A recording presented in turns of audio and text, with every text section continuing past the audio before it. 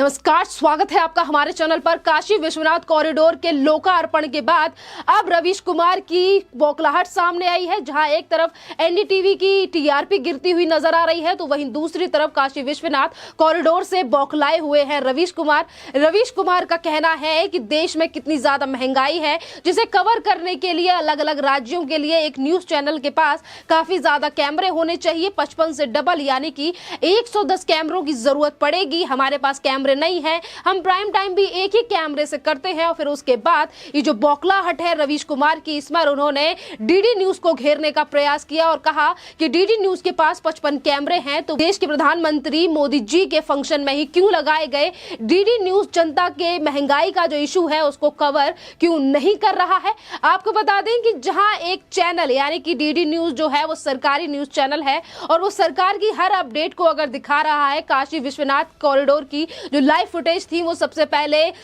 दूरदर्शन पर आई, DD news पर आई, और इससे अब बौखला चुके हैं रवीश कुमार की। जहां एक तरफ उनके चैनल की टीआरपी गिर रही है, तो वहीं दूसरी तरफ मोदी सरकार की तरफ से कोई भी बड़ा टॉपिक अब रवीश कुमार के लिए नहीं मिल रहा, जिसको लेकर वो कुछ लोगों को गुमराह करें और अपने प्राइम टाइम पर बैठकर उस पर बात करें लोगों से। आपको बता दें कि इसी बीच जब डीडी न्यूज को घेरने का प्रयास किया गया है, बौखलाहट सामने आई है रवीश कुमार की, तो इसी को लेकर डीडी न्यूज के वरिष्ठ पत्रकार अशोक श्रीवास्तव ने भी पलटवार किया है रवीश कुमार को लेकर और कहा है कि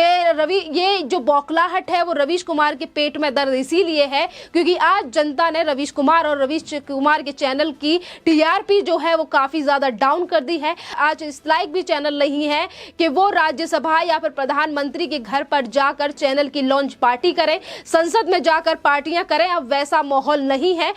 इसी बीच डीडी न्यूज के वरिष्ठ पत्रकार अशोक श्रीवास्तव ने कहा कि अगर इतने ही पैसों की चिंता है डीडी न्यूज की रवीश कुमार को, तो अपने मालिक से कहें कि जो टेप्स और कैमरे चुराए हैं डीडी न्यूज के वो वापस कर दे। जी हाँ, ये बड़ा पलटवार है रवीश कुमार के ऊपर, क्योंकि लगातार वो मोदी सरकार के ऊपर हमलावर रहते हैं। कभी वो चीजों को लेकर गुमराह करने का प्रयास करते हैं, तो कभी वो निजीकरण को लेकर लगातार अपने प्राइम टाइम में बात करते हैं। पर आज जो बात पलटवार किया गया है बड़ा, कि अगर इतनी ज्यादा बौखलाहट और इतनी चिंता है रवीश कुमार को डीडी न्यूज की कि इतने कैमरे क्यों लगाए मोदी के फंक्शन में और काशी विश्वनाथ कॉरिडोर में, तो जो कैमरे एनडीटीवी ने लिए हैं डीडी न्यूज से वो वापस कर दे और टिप्स भी वापस कर दे। जिस तरीके से शुरुआत हुई थी एनडीटीवी की कि भास्कर घोष यानी कि पहले जब चेयरपर्सन थे वो डीडी न्यूज के, और किस तरीके से सागरिका घोष के पति यानी कि राजदीप सरदेसाई वहां पर काम पे लगे, प्रणव रॉय भी वहां पर काम पे लगे और डीडी न्यूज से ही इक्विपमेंट और बाकी की चीजों को लेकर एनडीटीवी की शुरुआत की गई। और आज वही एनडीटीवी में काम करने वाले रवीश कुमार आज इस तरीके से सवाल उठा रहे हैं डीडी न्यूज को लेकर, जहां पलटवार भी हुआ है रवीश कुमार के ऊपर। इसी बीच आपको बता दें कि आज जो 50 कैमरों को लेकर रोना रो रहे हैं रवीश कुमार, इसी को लेकर जनता की तरफ से फजीहत भी रवीश कुमार की लगातार की जा रही है, क्योंकि योगी आदित्यनाथ हो या फिर उत्तर प्रदेश में होने वाले कोई भी बड़े काम या फिर लोकार्पण, जिससे जहां एक तरफ विपक्ष भी बौखलाया हुआ है, विपक्ष के पास भी कोई मुद्दा नहीं है, प्रियंका गांधी के पास भी कोई मुद्दा नहीं है, और यही बड़ी चिंता का विषय बना हुआ है आज रवीश कुमार के पास, क्योंकि अभी तक यूपीए की सरकार रही जिसमें रवीश कुमार और रवीश कुमार जैसे तमाम चैनल और पत्रकारों की काफी ज्यादा मौज हुआ करती थी, संसद में जाकर पार्टियां हुआ करती थी, तो राष्ट्रपति भवन में भी पार्टियां हुआ करती थी। अब वो टाइम चला गया है जब से मोदी गवर्नमेंट बनी है और मोदी सरकार 2014 के बाद जिस तरीके से बड़े बड़े काम उत्तर प्रदेश और उससे लेकर पूरे भारत में हुए हैं, उसको लेकर ही रवीश कुमार का बड़ा दर्द यही है कि आज रवीश कुमार के चैनल को भी ज्यादा लोग नहीं देख रहे हैं। और इसी बात का जिक्र किया गया है अशोक श्रीवास्तव ने, जो अपना रिप्लाई दिया है रवीश कुमार को। आपको बता दें कि आज जो 50 कैमरों का रोना रो रहे हैं रवीश कुमार के चैनल के यानी कि एनडीटीवी के जो हेड है प्रणव रॉय, उनके ऊपर कई बार मनी लॉन्ड्रिंग का केस भी दर्ज है। 55 करोड़ रुपए से लेकर तमाम ऐसे ईडी के मामले दर्ज है प्रणव रॉय के ऊपर कि वो विदेश भी नहीं जा सकते, और उसके बावजूद भी एनडीटीवी में बैठकर इस तरीके से बयानबाजी दे रहे हैं रवीश कुमार कि हमारे पास इतने कैमरे उपलब्ध नहीं है, हम तो जनता के हित में बात करने वाले हैं। यही रवीश कुमार जो तमाम प्राइम टाइम पर बैठकर सिर्फ एक ही मुद्दे को लेकर हर रोज का इनका एपिसोड होता है, कभी अच्छा अडानी होता है तो कभी बुरा अडानी होता है। अगर मोदी के पक्ष में मोदी अगर अगर प्रधानमंत्री की मीटिंग या गृह मंत्री अमित शाह की मीटिंग गौतम अडानी से या फिर मुकेश अंबानी से हो तो वो बुरे हो जाते हैं, देश के पैसे लेने वाले हो जाते हैं। और इसी बीच अगर गौतम अडानी की मीटिंग ममता बनर्जी से हो तो इसी पर अच्छे हो जाते हैं गौतम अडानी। और ये कहा जाता है कि देशव्यापी और नीतियों के लिए ये मुलाकात हुई है। तो ये दोहरे चेहरे वाले जो रवीश कुमार है, इनका चेहरा जो है वो आज देश के सामने आ चुका है। और असली मुद्दा यही है कि आज उत्तर प्रदेश में 2022 के चुनाव आने वाले हैं, जिसको लेकर उत्तर प्रदेश में लगातार देशव्यापी और शिलान्यास से लेकर तमाम कामों के लोकार्पण किए जा रहे हैं, जिसको लेकर आज ना कांग्रेस के पास कोई मुद्दा है, ना ही तो रवीश कुमार के पास। और इसीलिए वो दूरदर्शन को टारगेट कर रहे हैं, क्योंकि अब रवीश कुमार के पास कोई भी मुद्दा नहीं है बात करने के लिए। जहां लगातार वो प्राइम टाइम पर बैठकर राकेश टिकैत के आंदोलन को लेकर बातें करते नजर आए। उन्होंने कहा कि किसानों की बहुत बड़ी समस्या है, मोदी सरकार की तरफ से जो कृषि कानून लाए गए हैं उन्हें वापस लेने चाहिए, बाहर इस तरीके से चीजें हो रही हैं, किसान मर रहा है,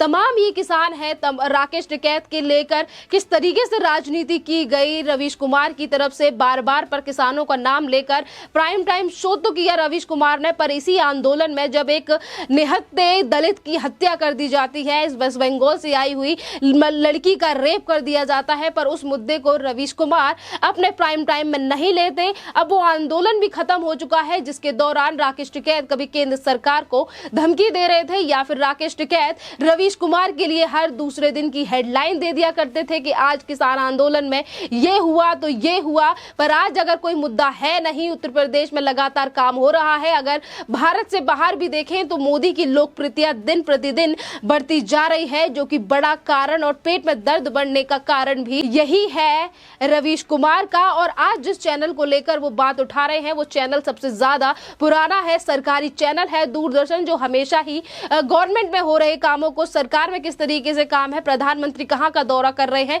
हमेशा ही वो वहां की न्यूज दिखाता है। ये पहली बार का नहीं है, क्योंकि इससे पहले जब यूपीए की सरकार थी, इंदिरा गांधी से लेकर सोनिया गांधी, सबसे बड़ा मुद्दा तो यही है कि आज अगर कोई नहीं देख रहा है एनडीटीवी, क्योंकि एनडीटीवी के ही पत्रकार थे जिन्हें राज्यसभा सांसद बना दिया गया था, और इस तरीके के सवाल एनडीटीवी के पत्रकारों की तरफ से पूछे जाते थे। और मेन कारण यही है कि अब अगर इंटरव्यू लिया जाता है देश के प्रधानमंत्री या गृह मंत्री अमित शाह का, तो उसमें स्ट्रेट सवाल पूछे जाते हैं देश को लेकर। और यही एनडीटीवी जब यूपीए की सरकार थी तो इस तरीके के सवाल सोनिया गांधी से पूछे जाते थे कि आपको साड़ी बांधनी आती थी या नहीं आती थी, इंदिरा गांधी आपकी मदद करती थी किचन में या नहीं, आपको राजीव गांधी से पहली नजर में प्यार हुआ था या फिर किस तरीके का आपका रिलेशनशिप था। ऐसे ऐसे सवाल राजीव शुक्ला यानी कि एनडीटीवी में काम करने वाले पत्रकारों की तरफ से पूछे जाते थे, जिन्हें राज्यसभा का टिकट तक थमा दिया जाता था। आज अगर ऐशो आराम पर रोक लग चुकी है, आज अगर इस तरीके की चीजें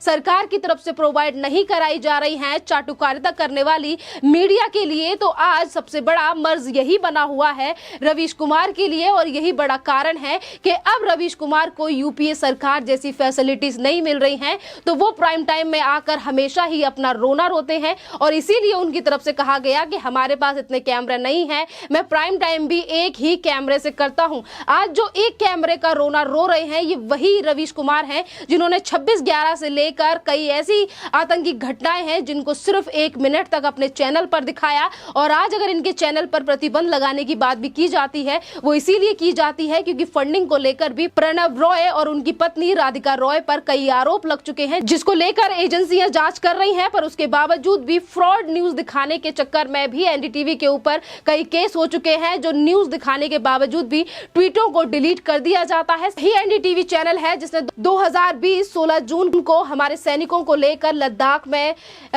में जो मुठभेड़ हुई थी चाइना के सैनिकों के साथ, उसको लेकर झूठी न्यूज चलाई थी। और उसके बाद उस ट्वीट और न्यूज को डिलीट करके क्षमा भी एनडीटीवी की तरफ से मांगी गई थी। तमाम बार झूठी न्यूज चलाकर और ट्वीट डिलीट करने वाले और सरकार के मुद्दों को लेकर हमेशा ही राजनीति करने वाले आज अगर रवीश कुमार के चैनल को कोई नहीं पूछ रहा है तो वो सरकारी चैनलों को टारगेट कर अपनी भड़ास निकालने का प्रयास कर रहे हैं, जिसको लेकर आज जनता जमकर रवीश कुमार का विरोध भी कर रही है और ये भी कह रही है कि आपके इस तरीके से ड्रामे करने से टीआरपी नहीं बढ़ जाएगी एनडीटीवी की, जो कि ये पूरी तरीके से डाउन हो चुकी है, क्योंकि सच्चाई दिखाने वाले न्यूज चैनल अब आगे आ चुके हैं। इस टॉपिक पर आपका क्या कहना है, आप हमें कमेंट करके जरूर बताइए। धन्यवाद।